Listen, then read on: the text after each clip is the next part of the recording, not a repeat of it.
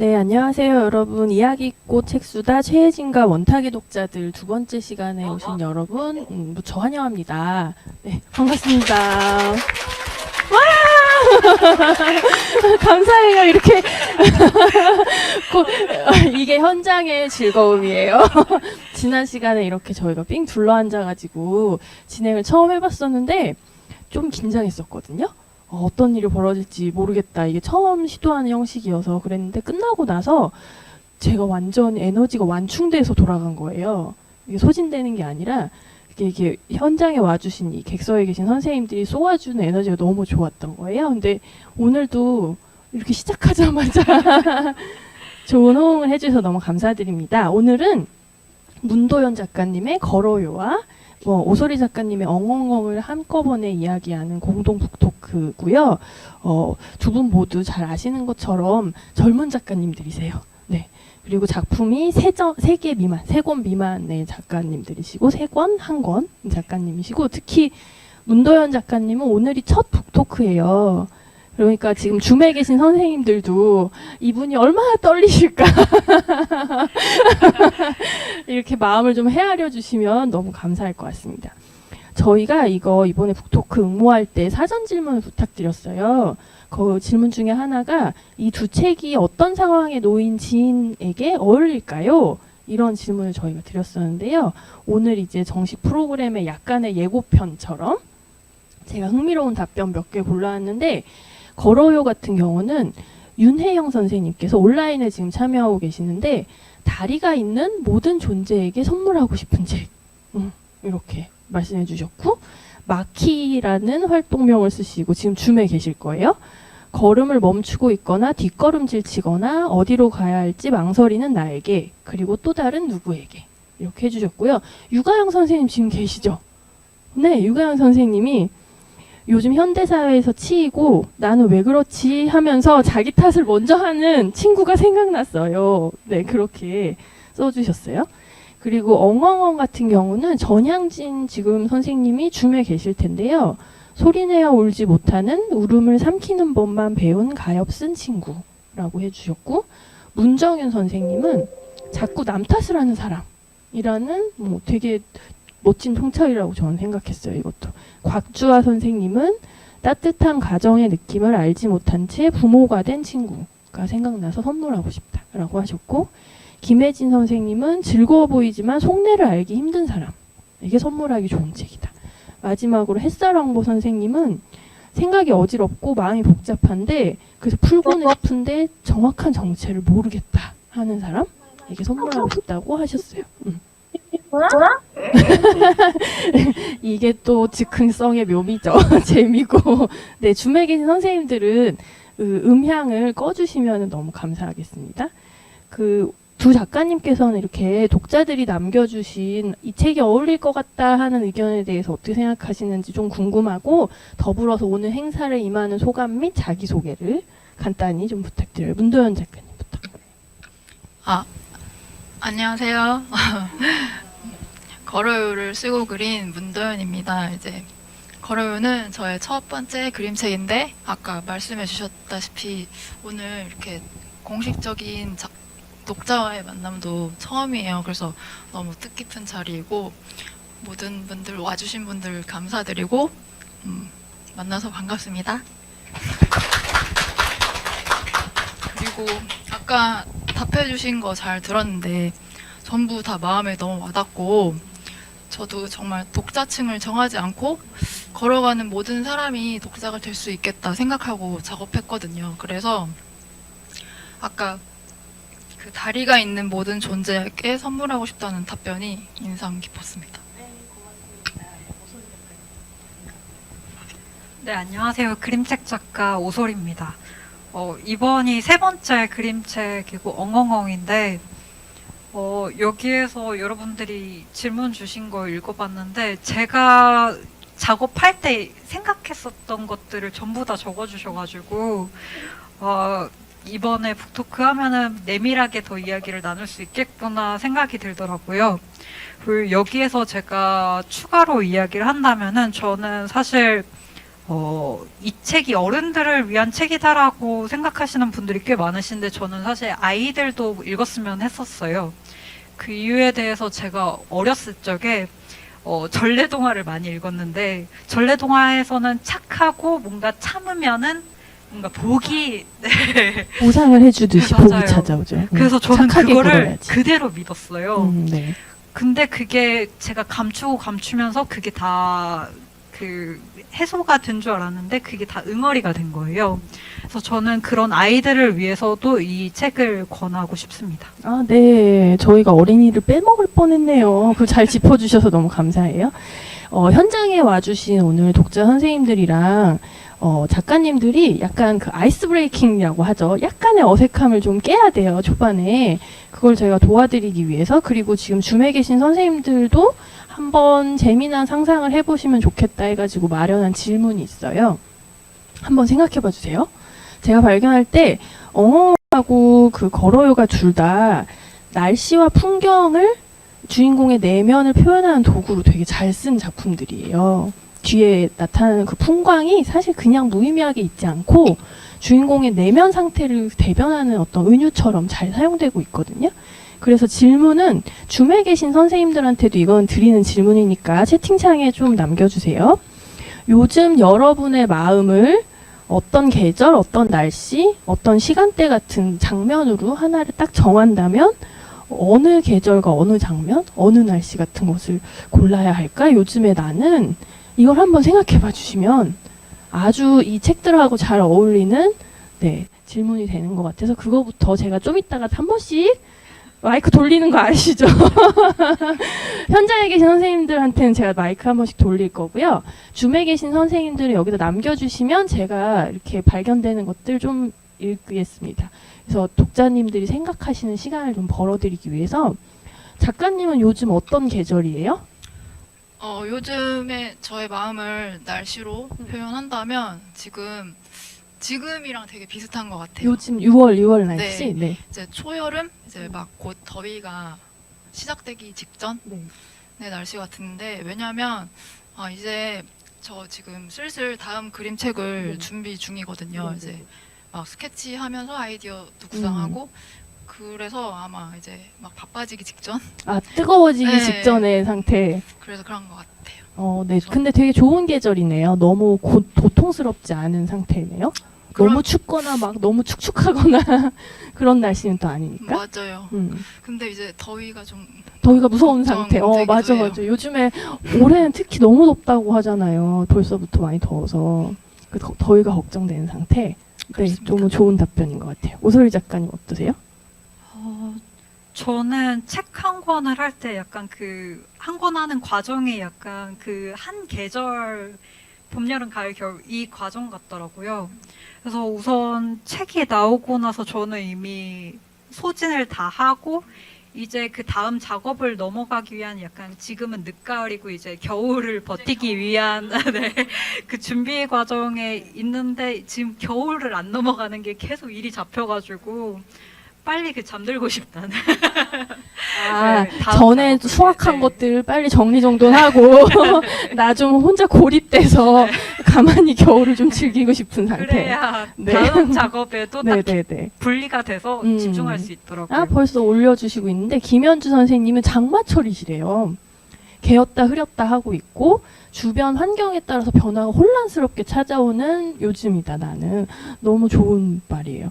전양진 선생님은 땀이 뻘뻘 나는 땡볕에 일에 찌들어서 피곤해서 쓰러질 것 같고 이러시다고 하네요. 그리고 마키님은 춘곤증이 한창인 봄날의 오후 같다. 자꾸 그냥 눈이 감기고 잠이 와요. 이것도 너무 무슨 마음인지 알 것 같아요. 그럼 이제 류성은 선생님 마이크 준비되어 있으니까 한번 부탁드려요. 네, 저는 날씨로 제 상태를 설명드리자면 저는 80년대식 오래된 2층 주택에 살고 있는데 그 작은 화단이 있어요. 거기는 햇볕이 잘 들지 않지만 거기는 각각 나름의 아주 고유의 야생의 풀들이 자기 마음대로 막 자라고 있는데 어느 날 갑자기 소나기가 확 내리쳤어요. 근데 거기에 그 물을 한껏 빨아들이는 그 이름 모를 그 들풀 하나가 엄청 적었다는 생각을 했어요. 아주 마냥 기다리던 그 물을 뿜은 내 자신을 제가 거기서 발견했는데 음. 요즘은 좀 그런 삶이 제게 찾아온 것 같아요. 이제 제 삶은 이제 아이들이 다 성장하고 네. 저에게 여성으로서의 완경도 된 것 같고 네. 그래서 저는 이 삶이 엄청 싱싱하게 제게 다가왔다는 생각을 하고 있어요. 너무 멋져요. 네, 고맙습니다. 정은미 선생님도 부탁드려요. 이런데 오셔야 이런 질문도 마주해보고 그러는 거예요. 벌써 막 울 것 같아가지고. 아, 그렇구나. 네. 제가 얼마 전에 친어머니가 돌아가셨거든요. 아이고, 아이고, 네, 네. 한 60일 조금 더 된 것 같은데요. 네. 네. 그렇기도 하고 막판에 제가 5월에 또 코로나 걸려가지고 격리도 되고 어려운 네, 시간 보내셨군요. 조금 여러 가지 일이 많았고요. 네. 그러면서도 제가 요즘 우리들의 블루스랑 나의 해방일지를 열심히 막 완독을 하면서 네네. 네, 열심히 보면서 내 마음속에 그동안 차지 못했던 뭔가 사랑이 꽉 차야 될 시기인가 보다라는 생각을 하면서 제가 정말 내년이면 50이거든요. 네네네. 뭔가 남편이 새롭게 다시 보인다거나, 예. 그리고, 네. 친정 엄마가 돌아가시니까 이제는 제 딸이 보이더라고요. 내가 만약에 이제 어느 날, 죽었을 때, 네. 저희 딸이 외동딸이거든요. 네네네. 혼자 이걸 어떻게 견뎌낼 수 있을까? 약간 그런 걱정? 네. 그런 여러 가지가 막, 복잡하게 얽혀있는 한 늦겨울에서 초봄? 네, 늦겨울에서 그 정도. 초봄. 네. 근데 새로운 사랑이 시작될 거란 예감은 있는. 네. 너무 좋은 것 같아요. 고맙습니다. 네. 양정선 선생님도 네. 의견 부탁드려요. 앞에 두 분이 너무 막 갑자기 시를 쓰고 네, 있죠, 막 네. 입으로. 부담이 뭐 무슨 얘기를 해야 되나 머리가 복잡해지는데 네. 예, 저는 사실 그 이번 걸어요 책을 보면서 그런 생각 여러 가지 생각을 했는데 그런 생각을 했어요. 금방 그런 질문을 주시니까 요즘 내가 계절을 전혀 못 느끼고 어느 계절에 사는지 모르는 채 봄인가 싶다가 여름인가 싶다가 어느새 가을은 아예 없고 네. 겨울이 오고 이게 계절을 못 느끼는 그런 삶을 살고 있구나.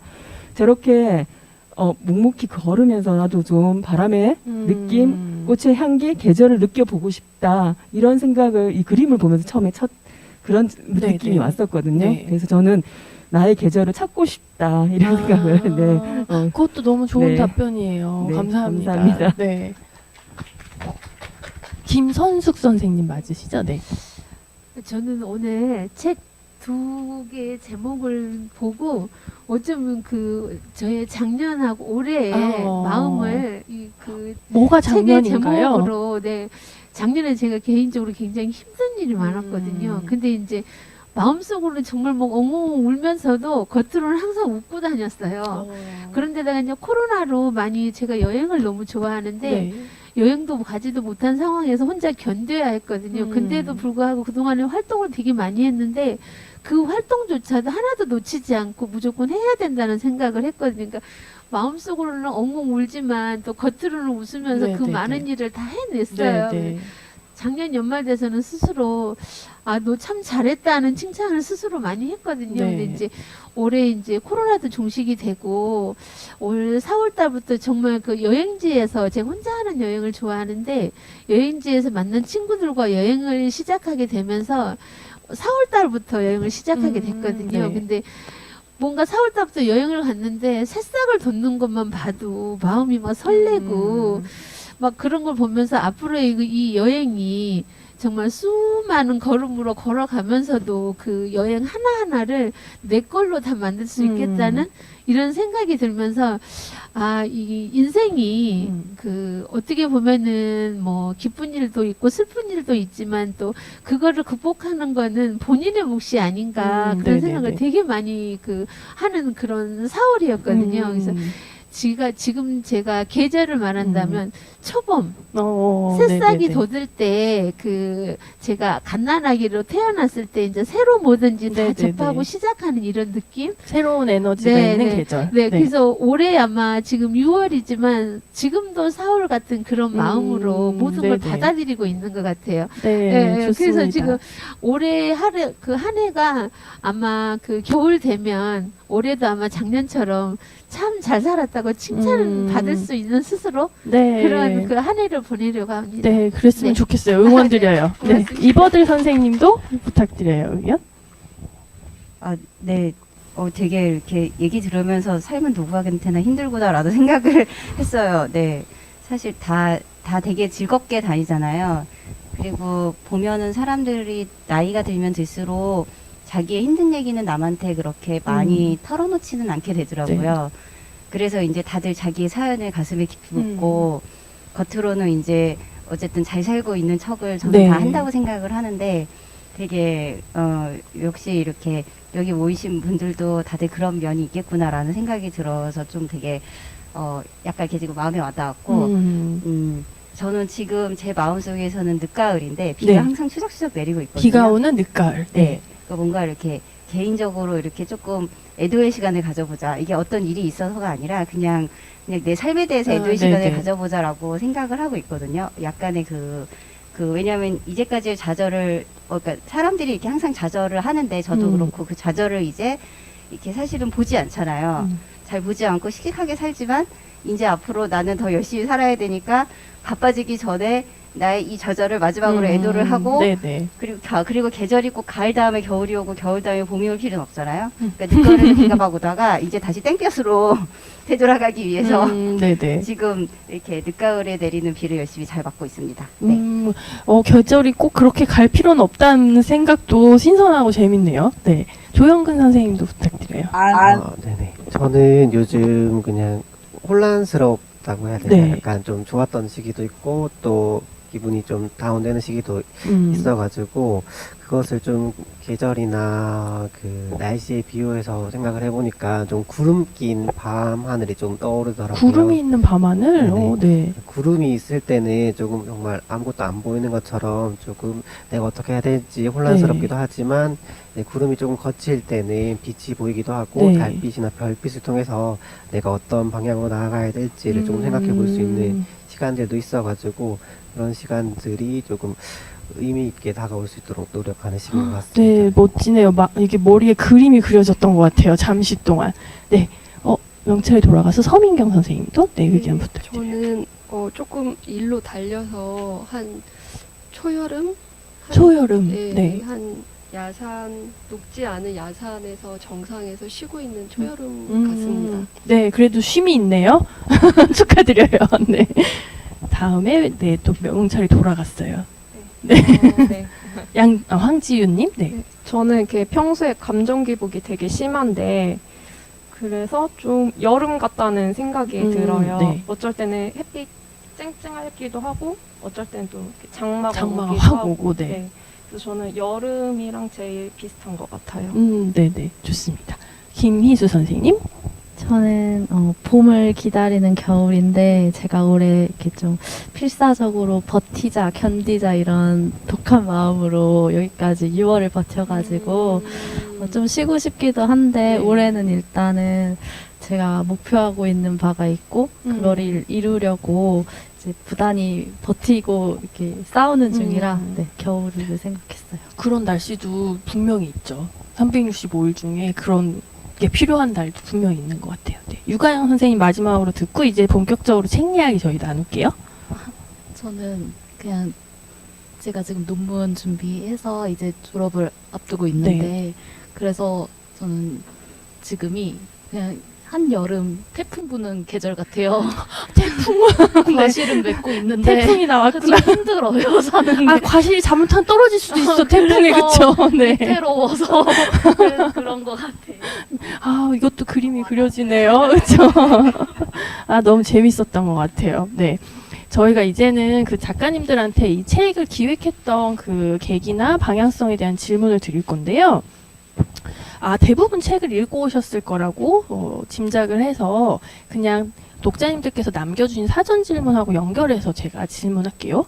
두 분은 어떤 계기로 이 책을 기획을 하게 되셨는지, 본인의 이야기라면 결말을 이미 다 정해놓고 그림으로 표현하신 건지, 그리는 과정에서 이야기가 계속 수정되었던 것이 있는 건지, 김희수님께서 질문을 주셨어요. 네. 네, 저 걸어의 처음 기획은 2018년 가을쯤에 시작했어요. 굉장히 조금 오래. 네, 그리고 다음 해에 더미북을 완성했었습니다. 그런데 말투가 너무 말하고 하니까. 처음 하시는 거.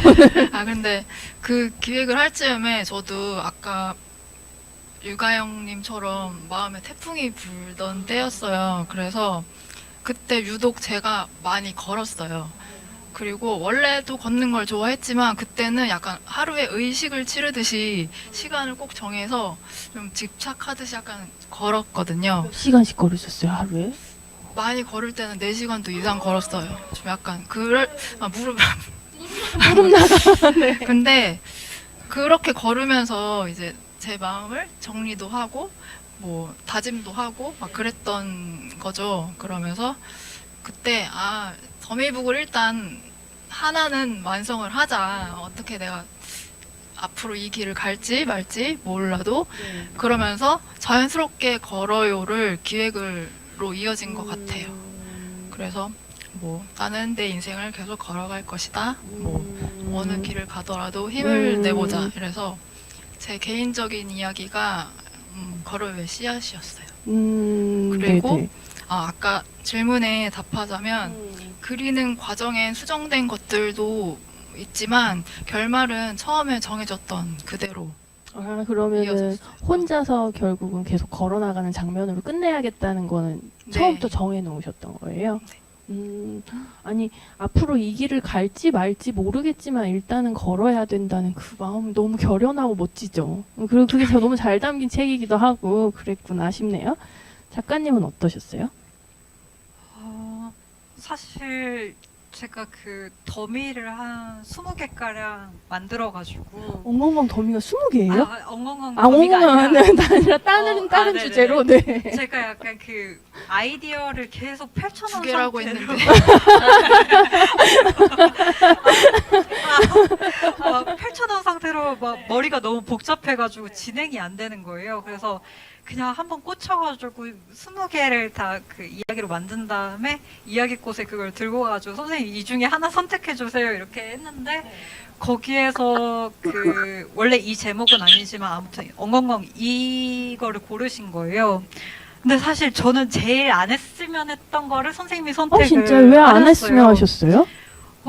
약간 이 내용이 그 역행한다라는 게 굉장히 저한테는 힘든 점점 과거의 자신을 마주해야 되는 게 네네네. 힘든 작업이니까 너무 그렇죠, 맞아요. 그래서 힘들기도 하고 약간 그 처음에 이 주제를 다른 분한테도 딱 이렇게 보여드렸을 때 약간 왜 굳이 앞으로 나아가야 되는데 왜 뒤로 가야 돼? 라는 그런 이야기를 많이 들었기 때문에 약간 거기에서 좀 주눅이 들어서 그런가 하면서 생각을 하게 되더라고요.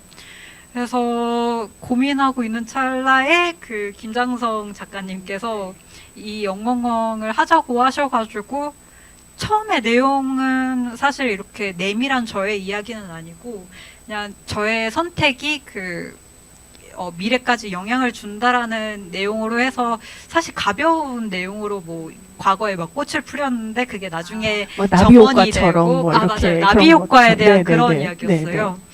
근데 이게 점점 제가 이게 이야기에 집중할수록 뭔가 나만이 할 수 있는 이야기가 뭘까 하다 보니까 그런 이야기들은 사실 이미 많이 나와 있고 제가 할 수 있는 이야기와 아직 그 닿지 않은 독자층을 생각해서 그러니까 제 이야기를 좀 더 넣으면 좋겠다 생각을 해서 이렇게 변화하게 됐어요. 그래서 결국은 피하고 싶었던 그 과정을 마주했어야만 했었네요. 고통의 과정을. 네. 그렇군요. 혹시 이번 책 만들 때 제일 어려웠던 점은 무엇이었어요? 윤도현 작가님? 그림책 만들 때 저 어려웠던 점은 이제 마지막 게 이 보신 분들 아시겠지만 걸어요의 글이 굉장히 짧잖아요. 그렇게 이제 작업 방향을 정했지만 출간이 다가오니까 고민이 되는 거예요. 아, 이거 글을 더 넣어야 되는 걸까? 너무 심심하다고 하면 어떡하지? 또 글 없는 책은 어렵다고 받아들이기도 하는데, 그래서 마지막에 그거를 이제 주변에 다시 또 물어보고 한 번 더 차분히 돌이켜 보면서 최종적으로 이렇게 간결한 문장만 넣기로 결정을 했는데 그 마지막에 고민되는 결정하는 거. 게 좀 어려웠어요. 그쵸, 그쵸. 네. 원래 책 내기 직전에 제일 불안하거든요. 뭔가 부족함이 없을까라는 생각으로 완전 꽂혀있을 시기여가지고 아마 그러셨을 것 같아요. 작가님은 뭐 내면을 마주해야 되는 그 과정이 쉽지 않았을 거란 너무 예상이 되지만 제일 어려웠던 점은 뭐라고 생각하셨어요? 엉엉은? 사실 이거를 제가 과거엔 이랬지라는 느낌으로 그림과 글을 쓰면은 피상적으로 아무리 제 이야기라고 해도 피상적으로밖에 접근할 수밖에 없어요. 그래서 제가 제대로 저를 담으려면은 그때의 감각을 사실 느껴야 되거든요. 그래서 그런 감각을 느끼기 위해서 이때 심리 상태로 돌리려고 굉장히 네. 노력을 해서 네. 다시 우울증이 온 거예요. 어머나. 그래서 그거를 약간 그거를 다시 돌아가서 다시 원래 갔던 데로 다시 가는 게 사실 너무 힘들어가지고. 그렇죠. 네네. 네. 그럼 어떻게 치료해서 여기까지 왔는데 다시 거기로 돌아갔으면 그러셨겠네요. 그래서 지금은 그래서 좀 괜찮아지셨어요? 책 출간하고 나서는? 그래야만 하죠. 안 그러면은 이 책 뭐야? 이렇게 될 수 있으니까. 네네. 어쨌든 제가 길을 그 검증을 스스로가 해야 네, 되니까 어쨌든 저는 다행히 돌아왔습니다. 거의 배우가 하는 작업하고 유사하네요. 그쵸? 그때 감정으로 몰입하기 위해서 진짜 느껴야 되는. 네. 목소리가 지금 작다는 의견이 올라오고 있거든요. 혹시 기술팀에서 한번 체크를 계속 해주세요. 네. 저희가 좀 크게 얘기할게요. 저 대응하시는 동안. 두 책이 되게 비슷한 시기에 나왔어요. 거의 한 달 상간에 나왔거든요. 그리고 두 분은 서로 알고 지내는 사이셨대요. 그 교육기관 힐스 출신이시고 서로 두 분 책 각각 어떻게 들으셨는지.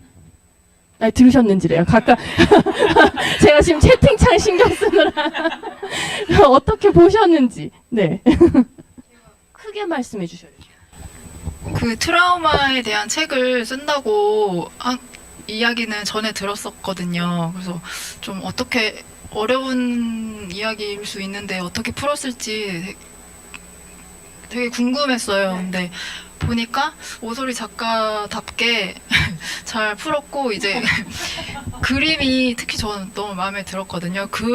저는 글보다도 그림이 되게 그 진행되는 마음의 변화 이거를 잘 보여주는 것 같아요. 제일 좋았던 장면 하나 꼽아달라는 제가 부탁을 미리 드렸거든요. 장면은 이제 거의 마지막 장면에 곰쥐 씨가 가까이 대고 크게 좀 곰쥐 씨가 바다 위로 이렇게 솟아오르는 장면이 있어요. 그 곰쥐 씨가 석양을 바라보면서 이렇게 뒷모습을 그리고 있는데 그 장면이 이제 글을 좀 같이 이야기하면은 곰쥐 씨는 슬프기도 하면서 마음이 놓이기도 하대요. 여기 이렇게 써 있는 게 그 복잡 미묘한 심리가 이제 저는 그 쓸쓸한 안도감 이렇게 느껴지면서 감정이 되게 잘 나타나고 너무 좋았어요. 네. 걸어요에서 제일 좋았던 장면 뭐셨어요? 저는 걸어요에서 가장 근데 이게 결정적인 장면이어서 네, 스포를 원하시지 않으면 한 2분 정도 다 드시고 저는 가장 좋았던 게 사실 그 마지막에 그 해바라기 밭을 만나는 장면이에요. 네, 제가 왜 이 장면이 좋은가 하면은 사실 그 만나고 헤어지고 이런 책들도 있고 사실 이런 뭔가 이런 여행에서 누군가를 만나서 행복해지는 책들이 굉장히 많았어요. 근데 이 책은 중간에 헤어지는데 그래서 슬펐다가 아니라 그 뒤로 더 멋진 장면을 발견한다라는 게 그 뭔가 새로운 가능성을 제기해주는 그런 그림책이어서 이게 그런 이별이 슬프게 느껴지지 않더라고요. 그래서 저는 그 부분이 가장 기억에 많이 남았어요. 네. 지금 소리가 잘 들리신대요, 이제. 이렇게 저희가 가까이 되고, 네, 크게 얘기하면 네. 되는 것 같아요. 네, 감사합니다. 이제는 걸어요 조금 더 집중해서 대화하는 시간 가질 거거든요. 제가 준비한 질문이 2-3가지가 있어가지고, 그거를 드리는 동안 채팅창에다가 혹시 걸어요에 대해서 궁금했다 하는 거 있으시면은 즉흥적으로 남겨주셔도 괜찮습니다. 지금 여러 번 말씀드린 것처럼 걸어요는 문도연 작가님 첫 책이에요. 근데 어떤 작가든 그림책이든 비그림책이든 작가로 데뷔할 때 첫 책은 굉장히 자전적으로 나오기 마련인 것 같아요. 이게 뭔가 계속 밖으로 꺼내지 않으면 어떻게 될 것 같아서 이렇게 막 쌓이다가 터지듯이 나오는 게 첫 책인 것 같거든요. 그래서 이것도 자전적인 책이겠거니 하고 읽었는데 그 보도자료 안에 아까 그 살짝 2018년의 그 심리 상태에 대해서 말씀해 주셨었는데 이정표가 하나도 안 보이는 것 같은 마음일 때 많이 걸으면서 치유를 했고 그때 제주 올레길 이야기도 좀 언급을 해주셨어요. 그래서 그렇게 올레길을 걷고 나기 전과 후에 작가님의 그 어떤 변화가 있었는지랑 첫 책으로 걷는 이야기를 할 수 있겠다. 이게 나의 첫 책으로 알맞은 소재다라고 판단하신 계기가 뭔지 한번 먼저 여쭤볼게요. 그 보도자료 글이 좀 너무 비장한 느낌인 것 같아서 네. 이정표 하나 보이지 않던 때 올레길을 걸었습니다. 이런 건 아니었고요. 이제 멋있는 답변을 했으면 좋겠는데 우선 첫 번째로 걷는 이야기를 만들게 된 것은 아까 말씀드렸다시피 그때 제가 만들 수 있는 이야기가 그거였어요. 걸어가보자. 그래서 제일 솔직한 작업. 네. 그래서 다른 스토리도 만들까 몇 가지를 기획을 준비를 했었어요. 네네. 그리고 비교를 해보기도 했는데 자꾸 그 작업들엔 손이 안 가는 거예요. 그냥 나도 모르게 그냥 걸어가는 그림만 그리더라고요, 제가. 네네. 그러면서 이제 나한테 나온 이야기로 이야기를 해야지 네. 공감도 되겠고 그래 이 이야기를 만들어 보자 하고 마음을 먹은 것이고 네. 그때 제주도를 또 갑자기 무계획으로 그 즈음에 갔어요. 네. 같이 간 친구가 못 가서 어떻게 대신 갈래? 해가지고 그렇게 간 거였는데 이게 자연스럽게 작업이랑 이어진 거죠. 네네. 그래서 사실 제주도에서 걸었던 경험을 꼭 그림책으로 그리자 이렇게 기획을 한 거는 아니고 네. 이제 나중에 그림을 그리면서 배경에 지금 현장 질문에서 배경이 제주도인 것 같은데 저 제주도 사람인데 제주도 배경 맞냐고. 맞아요. 제주도로 네네네. 그린 거 맞습니다. 네네. 그렇군요. 근데 그 인생을 어떤 길이나 여행의 여정으로 비유하는 건 엄청 사실 흔한 비유잖아요. 되게 도식화되어 있다고 느낄 정도로. 이게 아마 되게 걱정되셨을 것 같아요. 이거 너무 안 신선해 보이지 않을까? 인생을 또 길에다가 비유하는 거? 근데 여기다 어쨌든 첫 책이니까 신선한 어떤 작가의 데뷔처럼 딱 이게 인식이 되어야 되는 욕심도 분명히 있으셨을 것 같아서 이 소재가 주는 약간의 식상함 같아 보이는 이걸 어떻게 해결하려고 애쓰셨는지가 궁금했어요. 네, 말씀대로 진짜 걷기랑 인생의 여정을 비유하는 거는 너무 흔하잖아요. 그래서 무슨 장치가 있어야 될까? 좀 스토리를 복잡하게 좀 더 해야 될까? 생각도 좀 물론 해봤어요. 근데 그렇게 한다고 작업이 더 좋아지는 게 아니고 좀 억지스럽게 되는 것 같더라고요. 그래서 이제 작업을 하는 거를 저는 계속 주변이랑 공유를 하거든요. 그래서 보여주면서 이야기를 들어보니까 아니 그냥 단순하게 걸어가는 대로 그렇게 하는 게 더 나은 것 같은데? 라는 말을 많이 들었어요. 그래서 뭐 흔하면 흔한 대로 이렇게 해도 좋지 않을까? 네, 그래서 이제 심플하게 걸어가면서 보여지는 풍경의 변화와 날씨 이런 거를 오히려 잘 보여줘야겠다. 이렇게 그림에 좀 힘을 좀 실어야 되지 않을까? 이렇게 작업 방향을 잡았습니다. 그러면서 그림과 함께 같이 걸어가는 느낌이 들었으면 좋겠고, 이제 걸어가는 마음이 이제 전해졌으면 좋겠다. 이렇게 참 작업했어요. 저거 되게 어려운 거거든요. 소재를 자극적인 것을 우리 하지 말자. 그냥 무난해 보여도 무난해 보이면 어때? 내가 원래 하려던 게 뭐 그렇게 자극적인 거 아니었잖아 라고 첫 책에서 저거를 욕심을 버리는 건 진짜 어려워요. 저는 첫 책이 얼마나 부끄러운지 몰라요. 모든 욕심이 다 들어가가지고 저에. 그래서 제 눈에 보기에 걸어요가 되게 놀랍게 느껴졌던 게 이야기 구조도 되게 단순하고요. 장면도 보셨으면 아시겠지만 이 주인공하고 뒤에 이렇게 뒷표지에 까꿍하고 나오는 반려 강아지가 중요한 존재잖아요. 근데 이 두 친구가 그냥 걷는 거 말고는 다른 드라마가 별로 없어요. 드라마라고 할 수 있는 거는 헤어짐이 나와요. 이 두 버디죠, 버디. 길동무가 결국은 헤어져야 되는 장면이 나오는데 이게 유일한 드라마인데 제가 볼 때는 이 책에서. 근데 제가 놀랐던 게 그 헤어지는 장면을 보시면 이제 그 강아지가 이제 가야 한다고 말하는 것 같이 마주보고 이야기하는 장면 다음에 진짜 헤어지는 딱 가장 드라마틱한 순간 있잖아요. 그걸 이렇게 멀리에서 정말 원경 중에 원경으로 그려서 이 주인공들의 감정을 뭔가 주입하려고 하지 않는 태도거든요. 이건 작가가. 그래서 뭐랄까 독자가 지금 무슨 감정을 느껴야 한다는 것을 내가 막 쥐락펴락 해봐야겠어. 이런 야심 같은 게 거의 안 느껴지는 책이었어요. 근데 첫 책에서 이런 야심을 뺄 수 있다는 건 되게 놀라운 점이었고, 그래서 제가 작가님의 책이 평양냉면 같다. 이렇게 말씀을 드렸거든요. 이게 욕심 부리지 않고 슴슴하게 하는 게 사실 고수의 경지예요. 그래가지고 그게 놀라웠고, 평양냉면 어떠셨어요? 저 평양냉면 비유 너무 좋아요. 진짜. 정말 최고의 극찬. 아 진짜요? 않을까. 감사합니다. 이 걸어요의 더미가 이제 두 권인데 아까 좀 언급했듯이 처음에 만들었던 더미북은 이렇게 심플한 연출은 아니었어요.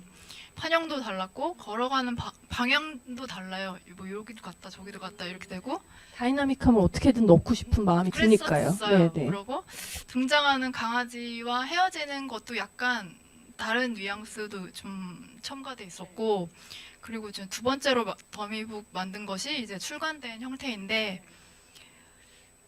지금 만든 이제 최종본이 이제 한쪽으로 계속 롱테이크처럼 장면들이 이어지는 거죠. 근데 주변에 아무리 이렇게 보여줬어요. 이렇게 첫 번째처럼 해야 될까요? 아니면 이 중간 접점을 좀 제가 찾아야 할까요? 했는데 사람들이 다 이 평양냉면을 선택을 하는 거예요. 이거 그냥 이렇게 해라. 이게 더 나은 것 같은데? 그러면서 걸어요. 너가 말하고 싶은 메시지가 이 결과 더 맞는 거 아닌가? 이 얘기를 들었을 때 그래 맞네? 하면서 뭐 다른 여러 맛이 느껴지는 책들도 있겠죠. 근데 이렇게 슴슴한 책도 있을 수 있는 거지 하면서 평양냉면에 중독되면 답 없는 거 아시죠? 그렇죠. 네. 네, 그런 팬이 많이 있을 거랍니다. 이 시장 안에도. 저는 첨언을 조금 하자면 이 책이 평정심이라고 우리가 일컫는 마음 있잖아요. 평정심을 시각화하면 이 책이 될 것 같은 거예요. 기복이 없는 마음이잖아요. 평정심은 일희일비가 없고 기복이 없는 마음을 시각적으로 풀면 이렇게 되겠구나라고 느꼈어요. 근데 작가님은 평소에 평정심을 잘 유지하는 편이어서 이렇게 그리신 건지 아니면 그걸 워낙 못해서 이렇게 되고 싶어서 그린 건지 궁금하더라고요. 일희일비 하지 말고 평정심 유지하면서 꾸준히 작업하자가 제 진짜 모토예요. 왜냐면 그렇게 하지 못하기 때문에. 일일비 너무 많이 하니까. 너무 네. 어려워요. 그래서 진짜 걸어요는 저한테 전하는 작업이기도 해요. 네네네. 좋습니다. 지금 이태연 선생님께서 걸어요 책을 보며 시적이라고 느꼈는데요. 작가님의 느낌과 감성에 큰 영향을 준 존재가 혹시 있는지 궁금하다고 질문 주셨어요. 이 걸어요에 나오는 강아지가 제가 키웠던 강아지는 아니고 이제 저희 외가에서 키웠던 강아지인데 마침 또 그때쯤에 강아지가 오래 살다가 이제 하늘나라로 갔어요. 그때 되게 가족들이 근데 되게 담담한 거예요. 그러고 다들 뭐 자기 다들 그냥 열심히 자기 할 일 하면서 살고 나 혼자 괜히 감상에 젖는 거 아닌가? 약간 그런 생각이 들었었거든요. 그러면서 그 경험이 어느 정도 좀 영향을 받은 것 같아요. 가족 분위기는 굉장히 평정심을 유지하는 네, 가족 네. 안에 계신군요. 네. 그러면 좀 외로움도 느끼셨을 것 같은데요? 네. 이렇게 손뼉을 짝짝짝짝 쳐주는 사람이 없으니까. 그쵸. 그래도 어쨌든 그런 큰 일이 있을 때는 그런 분이 옆에 계시는 게 되게 큰 힘이 되긴 하죠. 평정심을 유지해주는 사람이 옆에 있는 게. 그래서 답을 드리자면 가족의 힘이라고 합니다. 이태연 선생님. 네. 그리고 혹시 현장에서 듣고 계신 선생님들 중에서 걸어요 관련해서 궁금한 점 있으신 분 계시면 손을 한번 들어주시면 감사하겠습니다.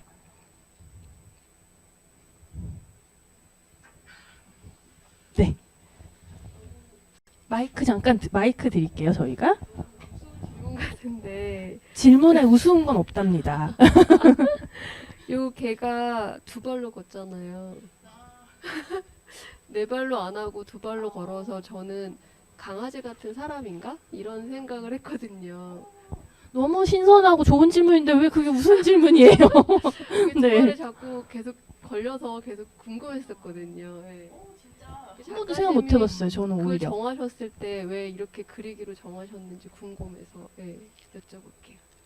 강아지의 장치는 정말 뭐 키우는 반려견일 수도 있고 자기 또 다른 자신이 될 수도 있다고 생각해요.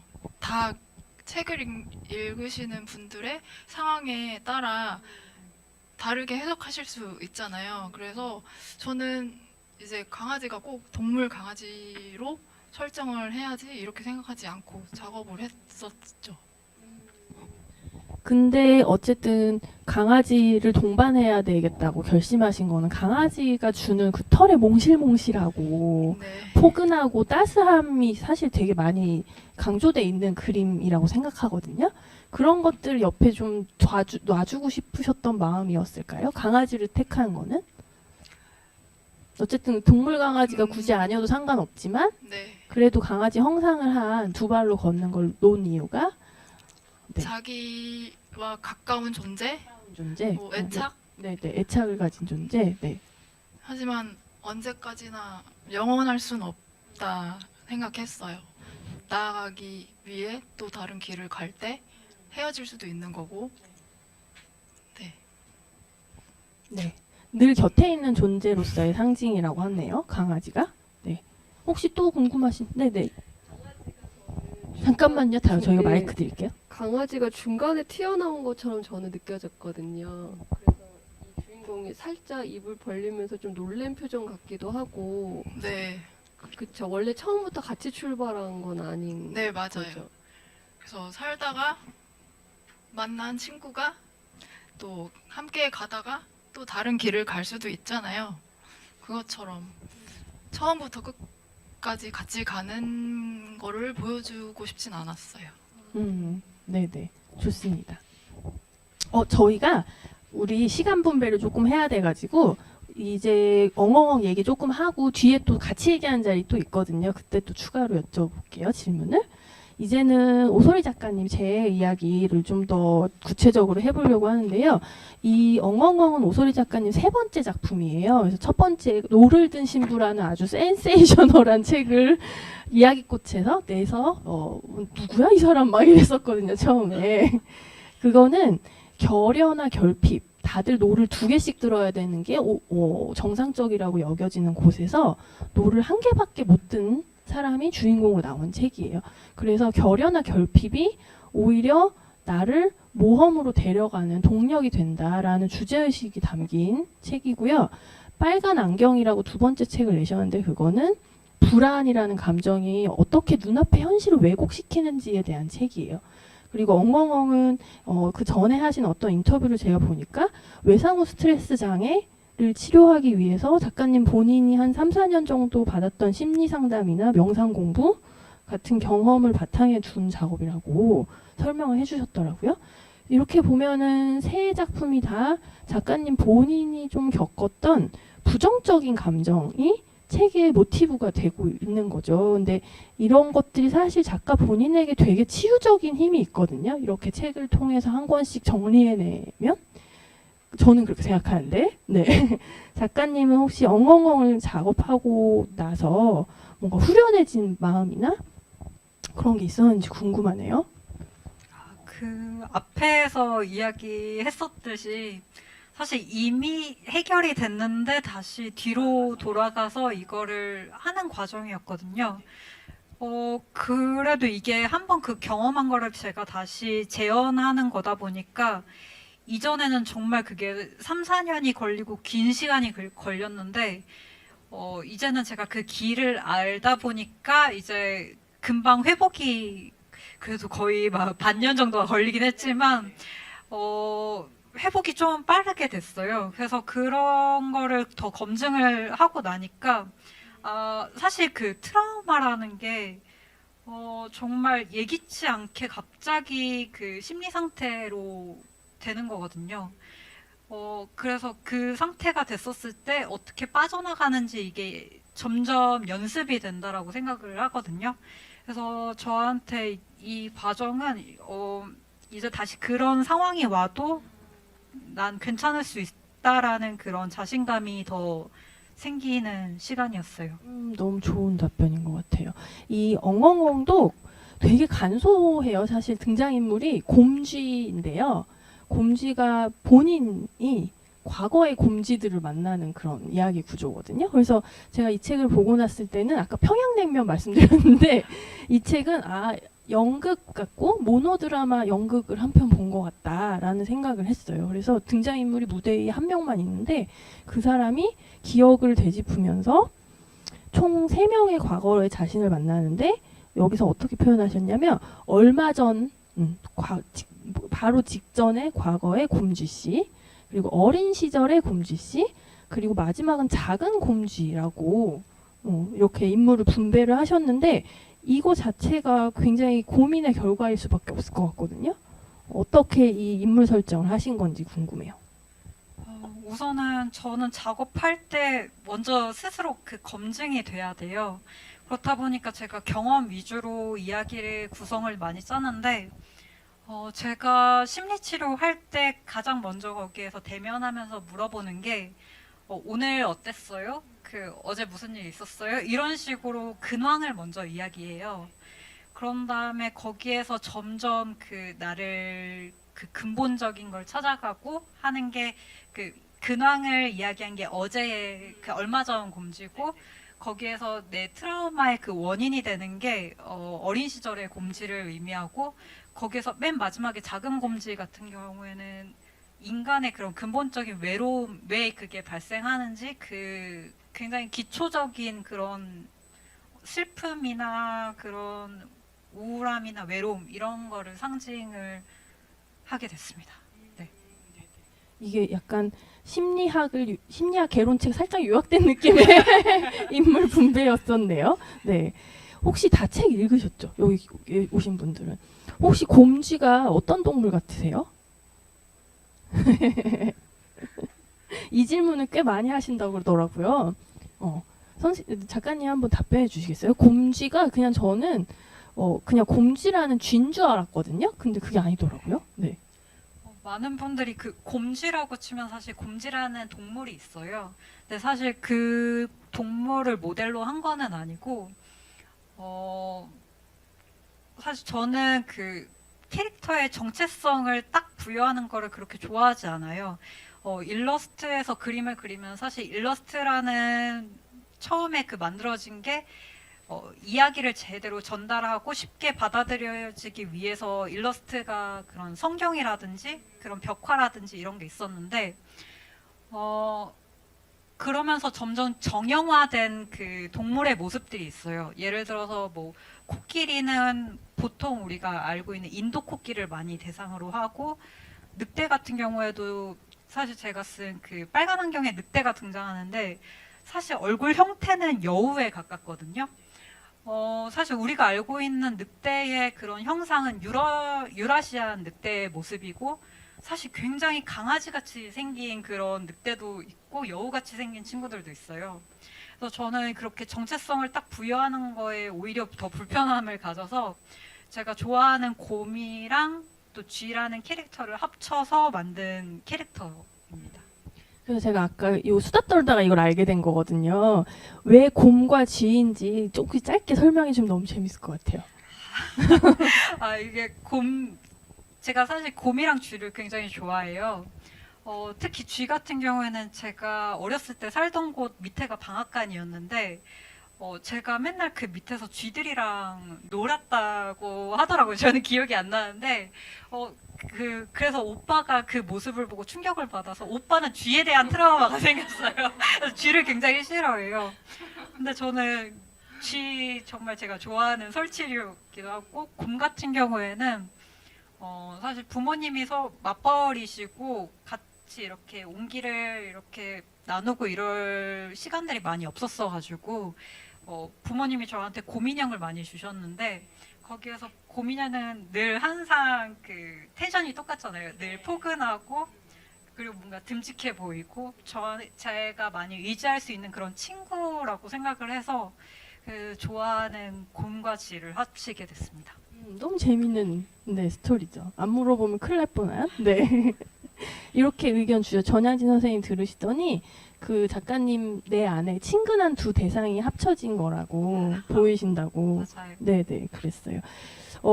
저는 이 책의 표지를 보면은 여기 빨간색 목도리가 여기 보이거든요. 그리고 목도리가 꽤 중요한 모티브로 보여졌어요. 저한테는. 왜 그랬냐면 작가님이 워낙에 상징을 잘 쓰시더라고요. 노를 든 신부에서의 노 같은 거나 빨간 안경에 색안경, 그건 실물을 아예 넣으셨잖아요. 책 안에 물성적으로. 이런 상징을 잘 쓰시는 작가님이다 보니까 이 주인공이 빨간 목도리를, 추위를 너무 많이 타가지고 늘 빨간 목도리를 차고 있다가 마지막에 결국은 너무 강풍이 불어서 날아가 버린 채로 막 오들오들 떨면서 막 클라이막스를 향해 가잖아요. 아, 이게 뭔가 상징이겠는데? 이런 느낌을 저는 받았어요. 그래서 다 읽으셨으니까 선생님들은 이 목도리가 뭐라고 생각하시는지 한번 생각해 봐 주시면 좋을 것 같아요. 채팅창에 계신 선생님들도, 이 줌에 계신 선생님들도 엉엉 작품 안에서의 빨간 목도리는 어떤 의미일까? 뭘 상징한 걸까? 라고 한번 생각해 봐 주시면 재미난 또 대화가 될 것 같습니다. 혹시 의견이 있으신 분 계신가요? 빨간 목도리가 뭔 것 같아.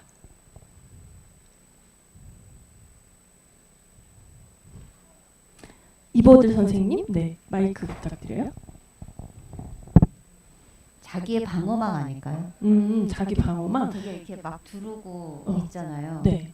두르고 있고 막 네. 뜨거운 차를 마시면서 막 맞아요. 땀을 막 흘리잖아요. 맞아요, 네네. 네, 그래서 그 외부의 어떤 그런 고통이나 자극에서부터 나는 더는 상처받지 않겠어라는 되게 강한 어떤 방어의 느낌이 있었어요. 그래서 목을 이렇게 칭칭 두르고 아무도 남한테 나를 보여주지 않을 거야. 뭐 이런 느낌도 좀 있고. 맞아요, 맞아요. 예. 그렇게 읽을 수 있죠. 혹시 다르게 읽으신 분 계세요? 조영구 선생님, 네, 거기까지만 듣고 제가 채팅창 읽어드리려고 해요. 네. 제가 단어는 떠올리지 않았는데 저기 보니까 곽주아 선생님께서 가면이라고 하셔가지고 가면, 네. 그 끝에 이제 자신의 그 텅 빈 마음이 등장하는 부분에서 뭔가 그걸 가리고 싶은 그런 것들, 나의 텅 빈 마음을 가리고 싶은 가면. 그런 게 떠올렸는데 저렇게 단어 써주셔서 네네. 지금 채팅창에 활발히 또 의견 많이 주셔서 너무 감사합니다. 현 WDMS 정체성, 나의 정체성의 일부다 이게라고 생각하실 수 있죠. 당연히 이것도. 그리고 유산환 선생님은 내 안의 상처, 안정옥 선생님 우울감, 박은경 선생님은 수호신이나 애착인형, 최수민 선생님은 방어기제, 그리고 곽주현 선생님 가면, 권수정 선생님은 나한테 중요한 한 부분이었지만 알을 깨고 성장하기 위해서 벗어내야 했던 것들 이라고 말씀해 주셨어요. 아 너무 다들 이렇게 이신전심 제가 다음에 할 질문이 이건데 이런 관련된 내용이거든요. 저는 이제 진행자잖아요 오늘은. 근데 한 명이 아니라 두 명의 작가를 모시고 두 작품을 동시에 읽어야 되는 자리다 보니까 진행 본능처럼 두 작품 사이의 유사성을 자꾸 찾고 싶어지는 마음이 있단 말이에요. 이거 근데 그걸 제가 되게 자제하고 있어요. 과도한 의미 부여하는 건 약간 오글거리니까. 근데 한번 그냥 민망하지만 해보자면 어머 둘 다 녹색 표지야 뭐 이런 거 있잖아요. 그리고 노란색이 보조색이야. 그렇잖아요. 세 글자야 제목이 막 이런 거 이렇게도 할 수 있는데 이런 거 이제 자제하고 있고. 근데 그 전에 질문을 하나 남기고 싶은 게 있어요. 선생님들 독자 선생님들이 보시기에 이 두 책이 유사한 점이 좀 있다라고 보여지시는 게 제가 못 보는 게 분명히 있을 수 있거든요. 저 아까 선생님들 의견 중에 신선한 게 되게 많았기 때문에 그런 거 혹시 있으신지 떠올려봐 주시면 좋겠고 채팅창에 남겨주시면 너무 감사할 것 같습니다. 근데 제가 이제 과도한 의미 부여가 아니라 이건 되게 중요한 메시지하고의 연결이 있다라고 해서 짚고 넘어가고 싶은 게 뭐냐면 살짝 계속 언급이 됐지만 걸어요에서는 나하고 늘 같이 곁에 있던 가장 가까이 있던 존재와 이별한 후에 홀로 선 길로 끝나요. 이 책은. 여기서도 아까 우리가 빨간 목도리에 대해서 살펴본 것처럼 내가 의지하고 애착을 갖고 있거나 기대고 있었던 그런 것들하고 이별해서 마주하게 되는 어떤 풍경이 잘 그려져 있는 책이에요. 그래서 이 두 책 모두 다 인생에 누군가 의지하는 것도 필요하지만 내가 진짜 성장하려면 단독으로 그냥 너무 춥고 오들오들 떨려도 혼자 해야 되는 거구나. 어차피 내가 혼자 걸어야 되는 거구나. 혹은 내가 해결해야 되는 주체구나. 문제는 결국 내가 해결하는 거구나. 이런 식의 자의식이 두 작품 안에 동시에 있다고 느껴졌거든요. 작가님들은 이 생각에 대해 어떻게 생각하세요? 저도 내적 성장 이런 자의식에 대해서 공통된 뭔가를 저도 연결점을 느꼈었어요. 아주 잘 말씀해 주셨습니다. 아니 또 혹시 작가님이 찾은 공통점 또 뭐 재밌는 거 없어요? 즉흥 질문 하지 말아달라고 저한테 신신당부하셨거든요. 또요. 한번 같이 찾아볼까요? 목도리하고 가방이 빨간색이야. 막 이런 거. 네. 저의 작업도 굉장히 평양냉면처럼 이렇게 슴슴하다고 하셨는데 엉엉을 이렇게 트라우마에 대한 작업을 한다고 했을 때 왠지 트라우마라고 하면 좀 감정이 격양되고 이런 무언가가 있을 줄 알았는데 그렇지 않더라고요. 그래서 역시 담담하게 작업했다. 네, 그러니까 주제가 가진 무게에 비해서는 굉장히 담담한 책이었다라고 보셨네요. 작가님 혹시 두 책 사이의 유사성이나 이런 게 공통점이나 통하고 있구나 이게 이런 거 보이신 거 있으세요? 초반에도 말씀하셨는데 그 약간 계절에서 사실 그 엉엉엉에도 그 눈물이긴 하지만 그게 갑자기 비가 오는 것처럼 사막 같은 공간 나오고 그런 그 배경으로 이야기를 전달한다는 점에서 많이 그 부분이 많이 겹치는 것 같아요. 이 지금 줌에 계신 선생님들이 색감이 유사하게 느껴졌다라고 얘기하시고 두 책 너무 좋네요. 이승현 선생님은 두 책 모두 제가 위로받은 책이에요. 아이를 위해서가 아니라 나를 위해서 사게 하는 책이었다라는 공통점이 있고 최수민 선생님은 두 그림 모두 어려움을 스스로 해결해 나가보자는 의지가 담겨있다고 생각한다. 손현아 선생님 확 울거나 다리 아프게 걸으면 마음이 후련해져요. 그래서 그 밑에 맞아요 공감하면서 써주셨어요.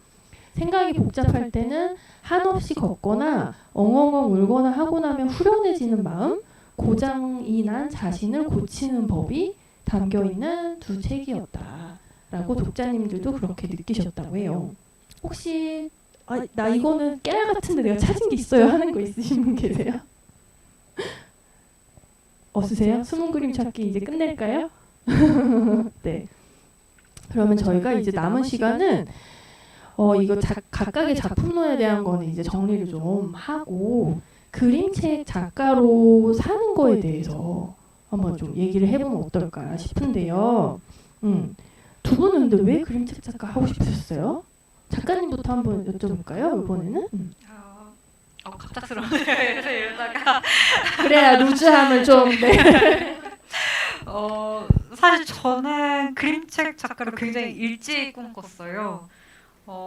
저는 중학교 때서부터 이미 그림을 시작한 이유가 그림책 작가, 그때 당시에는 그림책 작가 개념은 없고 동화 작가가 되고 싶다라는 생각으로 그래도 그림은 좀 어느 정도 해야 되지 않겠냐 하면서 그때서부터 시작해서 아이디어도 그때서부터 적어왔어요.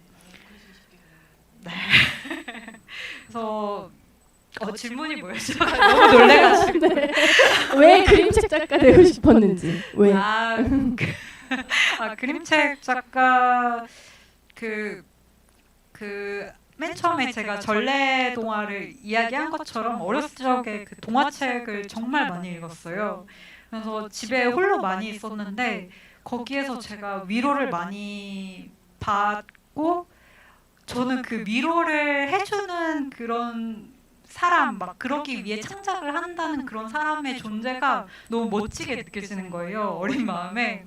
그래서 나도 멋진 사람이 되고 싶다라는 생각으로 네, 그림책을 생각하게 됐어요. 네, 작가님께서는 왜 이 길을 선택하셨나요?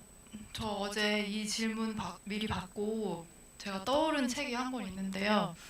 소리 작가님은 일찍이 그림책 작가를 꿈꾸셨다고 했잖아요. 근데 저는 길을 정하는데 좀 방황을 많이 했어요. 그림은 되게 오랫동안 그려왔지만 그렇지만 이제 그림을 좋아하니까 그림책을 이렇게 자주 봤어요. 서점에서 그림책에 대해서 잘 알지도 못할 때 그때 어떤 책을 봤는데 그 책이야말로 정말 원조 평양냉면이거든요. 재밌는데요?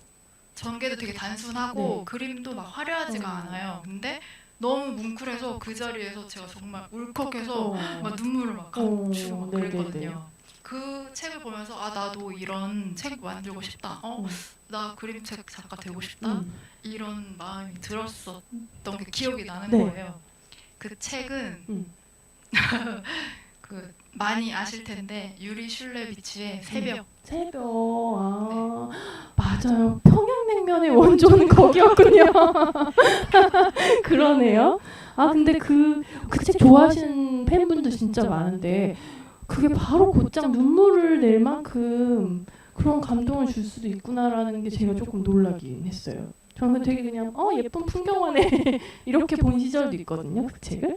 혹시 실례가 되지 않는다면 즉흥 질문하지 말라고 하셨지만 어떤 마음이 좀 어루만져지는 기분이 드셨어요? 그 순간에 그 유리 슐레비치 새벽을 보면서. 보신 분들 계실지 모르겠는데 많이 계실 것 같아요. 어두운 이제 동트기 전 까만 밤에서부터 시작이 되는 것 같은데 무슨 특별한 전개가 있는 게 아니고 그 어둠에서 새벽으로 이제 밝아오는 아침 그거를 되게 담담하게 그렸어요. 그리고 마지막 장면에 이제 해가 떠서 활짝 이렇게 이 해가 비친 이 강가 그 이미지가 딱 끝나는데 그때 제가 좀 정말 좀 깜깜한 마음이 좀 어두운 시절이었는데 그게 너무 위로가 되더라고요. 네, 그랬어요. 그렇군요. 실제로 그림책 작가를 그냥 막연히 꿈꿨을 때는 이제 현실로서 직업인으로서 살고 계시니까 막상 데뷔해 보니까 이런 건 참 기쁘다. 그림책 작가로 사는 일이 이런 건 좀 어렵고 슬프다 하는 게 있을 것 같아요. 그림책 작가로 사는 슬픔과 기쁨에 대해서 조금 짧게 얘기해 주실 수 있을까요? 제가 후반부는 순서를 바꿀 거예요. 사실 제가 일찍 그 꿈을 꿨다고 했잖아요. 사실 제가 그 꿈을 가지고 있다라고 미술 학원 거기에 다녔을 당시 사실 그림책 작가들은 돈을 많이 벌었어요. 그 얘기를 많이 들었어요. 그럴 수 네네네. 있을 것 같아요. 근데 네네. 사실 지금 시작하는 저희 세대의 그림책 작가들은 정말 그 열정이 아니면 사실 금전적으로 어려워서 맞아요. 투잡, 쓰리잡 뛰는 맞아요. 작가님들이 맞아요. 굉장히 많으세요. 네. 그래서 그런 부분에서 근데 그거를 약간 못 알아주시는 그런 분들도 계셔서 그럴 때는 가끔 속상하긴 한데 제가 강연을 다니면서 저는 사실 제 이런 트라우마라든지 제 경험이라든지 이런 거를 그냥 다 어렵지 편하게 않게 얘기하시는 거 이야기하는 너무 편이에요. 네, 좋은 것 같아요. 저는. 그래서 제가 어떤 학교에 가서 제가 이렇게 이야기를 하는데 그 끝나고서 한 친구가 와서 작가님이랑 저랑은 정말 닮은 것 같아요 하면서 위로받았다고 이야기하는데 저는 그걸 사실 바라고서 작업을 했기 때문에 너무 감동을 느끼더라고요. 그래서 저는 그런 점에서 가장 보람을 느껴요. 네, 좋습니다. 작가님은 어떠세요? 저는 소리 작가님 이제 책을 3권 작업하셨고 이제 저는 첫 책이 나오고 나서 이제 작가라는 호칭을 조금씩 듣게 되는데 이게 지금 아직까지 너무 어색해요. 저는. 그리고 이제 책이 나오면 뭔가 느껴지는 변화, 감정이 좀 이렇게 뭐가 있을 줄 알았는데 저는 사실 그런 게 없는 거예요. 막 책이 나오면 정말 좋아서 울었다는 주변 분들도 계세요. 첫 책을 받고 눈물이 막 핑 돌았대요. 많이 우신 분들이 꽤 되세요. 근데 저는 그럴 수도 있지라고 생각하면서 나는 생각보다 내 반응에 제가 좀 더 놀라웠었거든요. 그리고 힘든 점들은 워낙에 이제 소리 작가님이 언급해 주셨듯이 알고 있었던 것이기 때문에 그런 것 때문에 힘들다고 막 생각하지는 않아요. 하지만 힘든 점은 맞습니다. 맞죠. 다 엄연히 저희가 생활인이기 때문에 무시할 수 없죠. 제가 그냥 가벼운 질문 하나만 드려볼게요. 독자님이 주신 건데요. 김경아 선생님이 사전 질문으로 남겨주신 거예요. 그림은 하루에 몇 시간 그리나요? 이런 거 궁금해하시는 독자분들 실제 많아요. 저한테도 그러니까 원고를 하루에 몇 시간씩 쓰냐고 물으실 때마다 제가 몸을 어떻게 가눠야 될지 모르겠어요. 전 매일매일 안 쓰거든요. 원고 써야 될 때만 쓰거든요. 그래서 이렇게 측정하기가 어려운데 두 분은 어떠세요? 스타일이? 작업하시는 스타일이? 하루에 몇 시간 그림 그리시나요? 저는 사실 말을 해도 되나 모르겠는데 정말 그림 안 그릴 때는 막 반년까지 그림을 안 그리고 사실 그 노르덴 신부에 제 이력이 나와 있는데 거기 그 골프장도 다녔고 막 아르바이트 엄청 많이 하셨더라고요. 네, 여기저기서 일을 했는데 그럴 때는 그림을 안 그리고 이미지로만 머리로만 그냥 느낌만 느끼고 그림을 잘 안 그려요. 그리고 오히려 이거는 제 스타일 때문에 그런 건데 오히려 저는 그 정형적인 그런 선의 느낌에서 벗어나기 위해서 오히려 스케치도 저는 안 하고 거의 다 즉흥으로 그림을 그리거든요.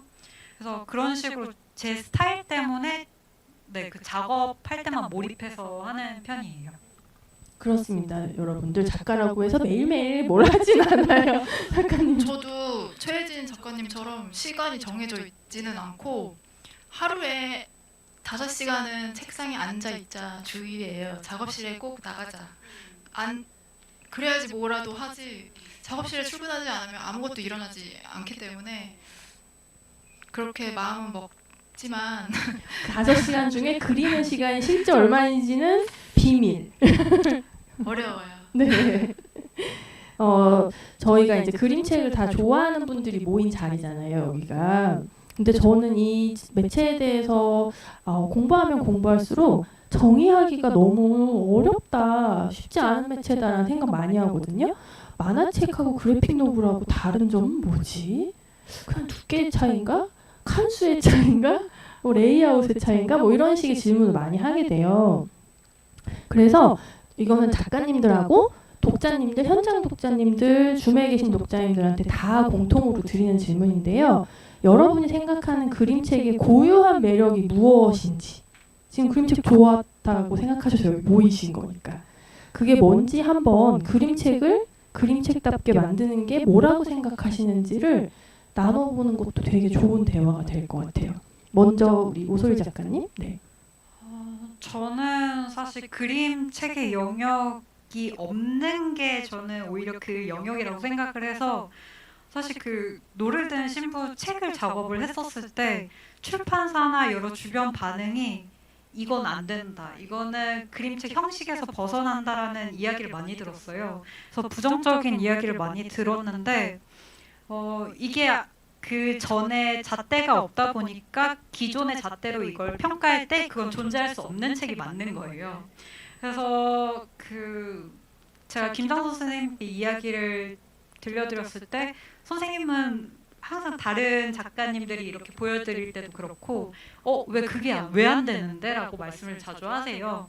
그래서 그런 것처럼 저는 그런 영역성이 없는 게 그림책이라고 생각합니다. 네네, 좋습니다. 제가 이 질문이 좀 되게 어렵더라고요. 그래서 지금 채팅창이 고요해요.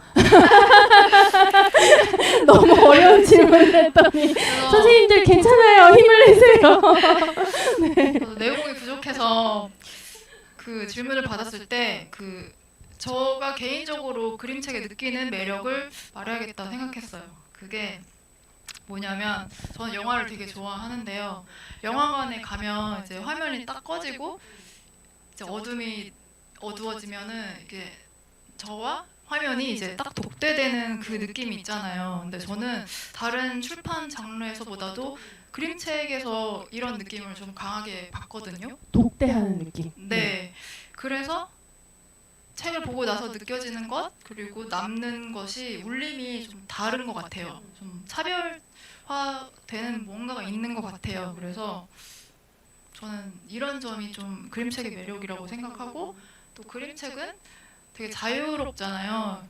어린이도 볼 수 있고 어른도 볼 수 있고 이 책으로 같이 어린이와 어른이 대화를 나눌 수 있는 그런 매체가 얼마나 많지는 않잖아요. 그런 자유로움, 공감할 수 있는 지점이 저는 매력이라고 생각합니다. 네. 우리 용감하신 선생님들이 채팅창에 의견 올려주시고 계셔서 이게 마중물이 돼서 올라올 거거든요. 이제 써주시면 되고 현장 선생님들 목소리 몇 분 좀 들어볼게요. 유성훈 선생님, 그림책이 그림책답게 만드는 거는 뭘까요?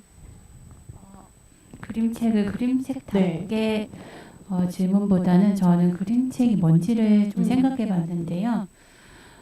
여기 참석하기 전부터 그런 질문 하실 것 같아가지고 좀 오랫동안 생각을 해봤어요.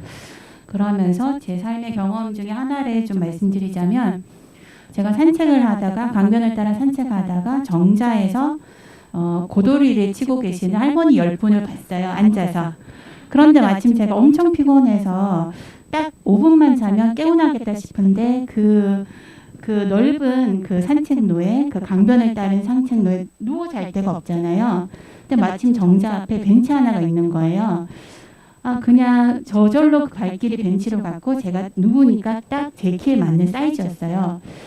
저 할머니들이 지금 나에겐 정신이 나를 지켜볼 정신이 없으시지만 내가 누워 자더라도 같은 여성이기도 하고 내게 무슨 일이 일어나면 걸기에서 일어나서 나를 지켜줄 거라는 믿음이 생기더라고요. 그래서 제가 누워 잤고 너무 깨어나게 일어나서 갈 길에 산책을 가고 다시 돌아오는 길에 보니까 그중에 어떤 할머니가 마치 아까 제가 자던 자세와 똑같이 누워서 계시는데 그 발을 보니 반쯤 양말이 벗겨져 있고 두 양말이 걸쳐져 있는 거예요. 그 모습이 엄청 저한테는 웃으면서도 되게 신선했어요.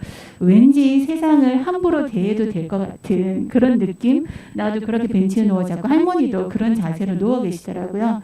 그림책은 저에게 여러 가지 그 구역들 섹션 중에서 정말 기대고 싶고 인간의 선함을 가장 잘 나타내주는 구역처럼 제게 다가오거든요. 제가 오랫동안 생각을 해보니까.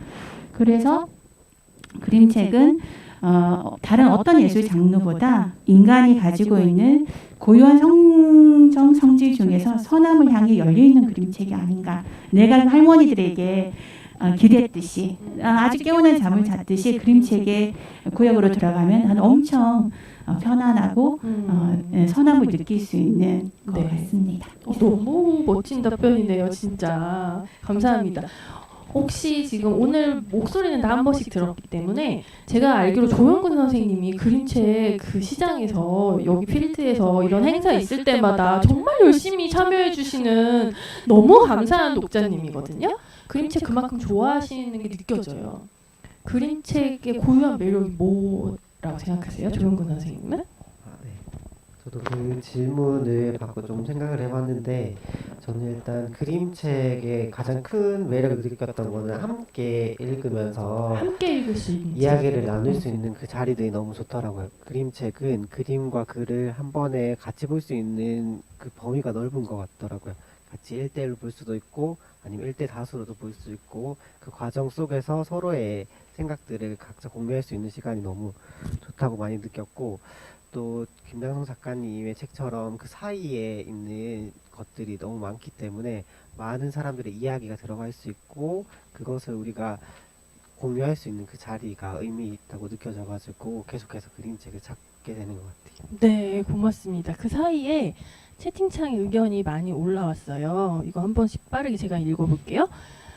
감정이나 공감을 직관적으로 느낄 수 있고 접근성이 쉽다. 그 다음에 나만의 감정을 이입해서 읽어질 수 있다. 이승현 선생님이 어린이집 선생님이에요. 아이들이 매일 봐도 좋은 책, 어른이 매일 봐도 좋은 책. 글씨를 알아도 글씨를 몰라도 모두 볼 수 있는 책이 그림책 같아요. 보고 또 보고 10살 때 봐도 20살 때 봐도 나이 들수록 봐도 또 계속 달라지게 의미가 다가오는 책. 그림책은 전한진 선생님 의견인데요. 그림책은 그림이 함축적이라 사람들마다 심쿵하는 포인트가 있는 것 같아요. 그 심쿵 포인트가 같을 수도 있고 다를 수도 있고 또 즐거움일 수도 있고 눈물일 수도 있고. 조수정 선생님도 비슷한 의견으로 볼 때마다 다르게 볼 수 있다는 거, 해석이 그만큼 자유롭게 열려 있다는 거. 그래서 내가 개입할 공간이 너무너무 많기 때문에 특별히 나한테만 막 말을 걸고 있는 것 같이 독대하는 그런 감정까지 막 자아내는 그런 아주 멋진 장르인 것 같아요.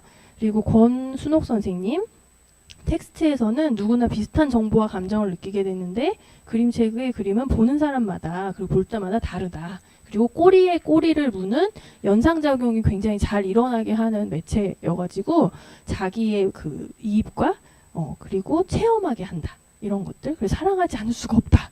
그림책을.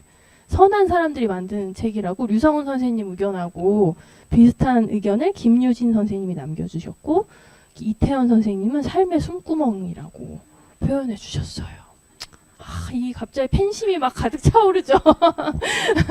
네, 그리고 저희가 시간이 오늘 9시까지여가지고 이제 슬슬 마무리하는 질문을 해보려고 하는데요.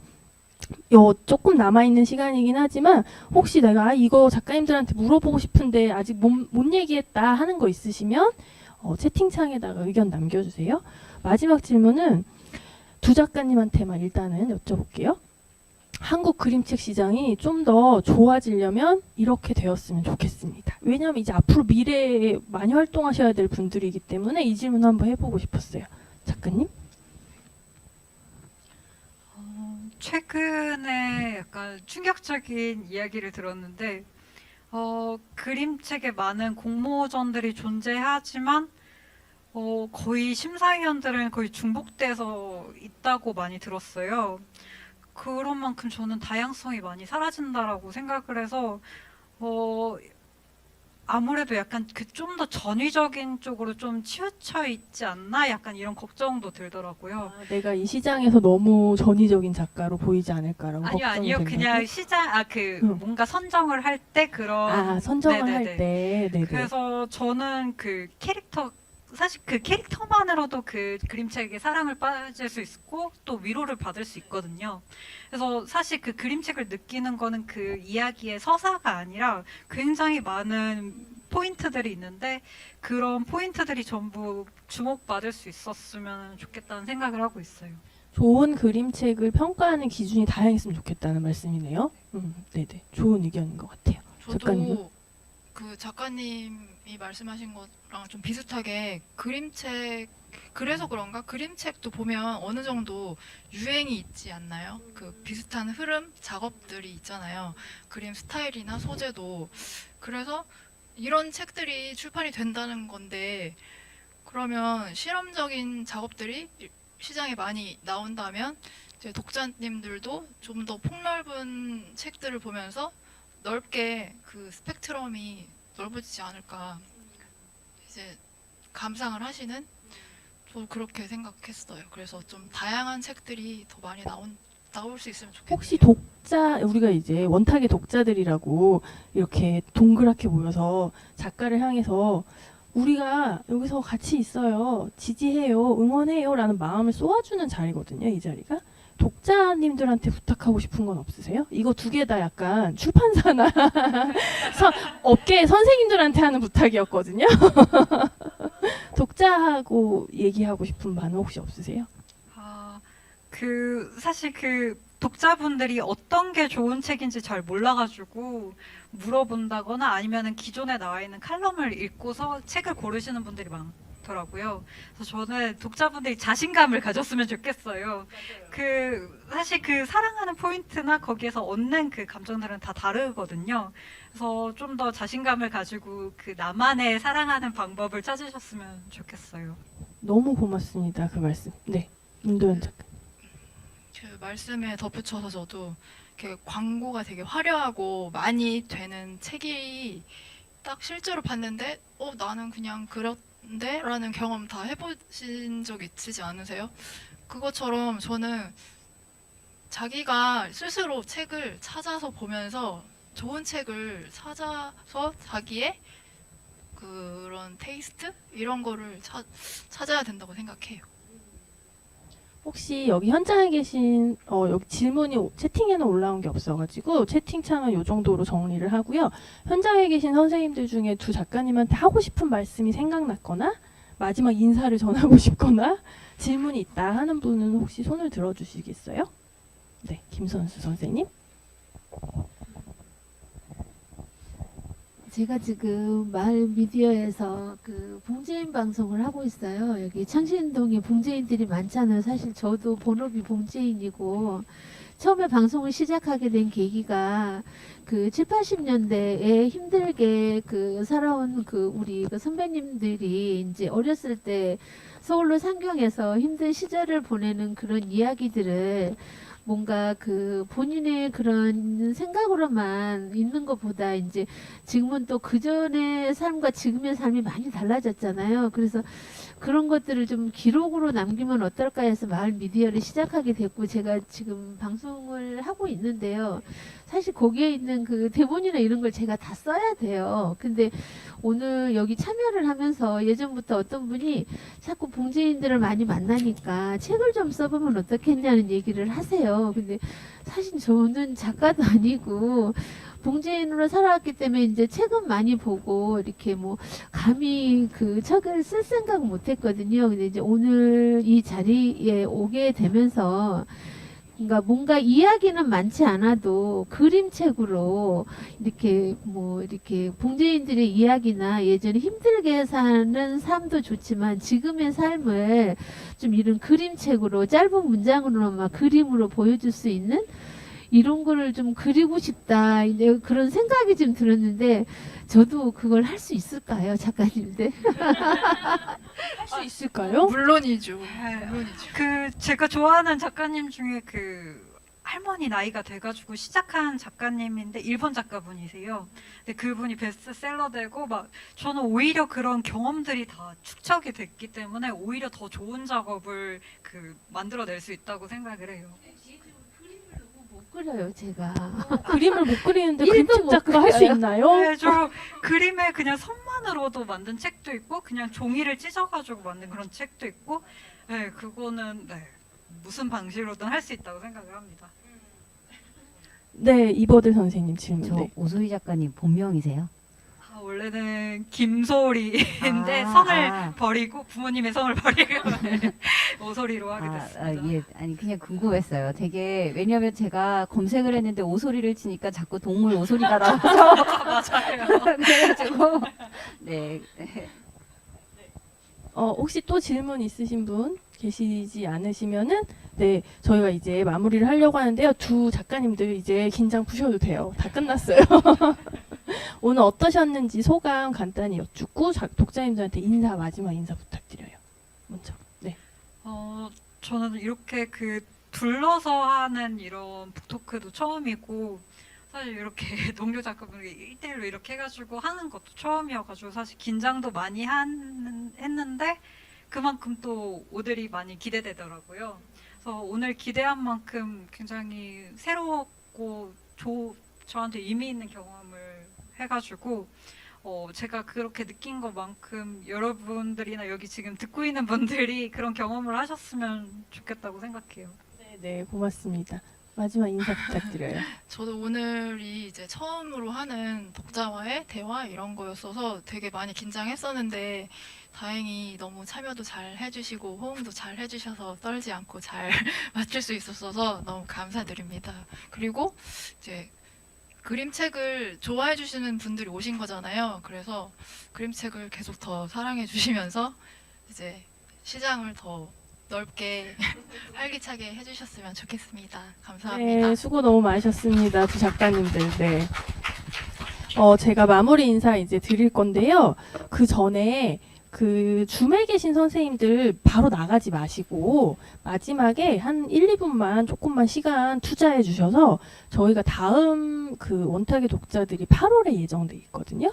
다음 차시에 이렇게 조금 바뀌거나 이런 게 더해지거나 덜어지거나 하면은 더 재밌는 자리가 될 것 같아요. 줌에서 보기에는 이랬어요. 라는 등등의 개선의 아이디어 같은 게 보이시면은 너무 편하게 다 남겨주셔도 되니까요.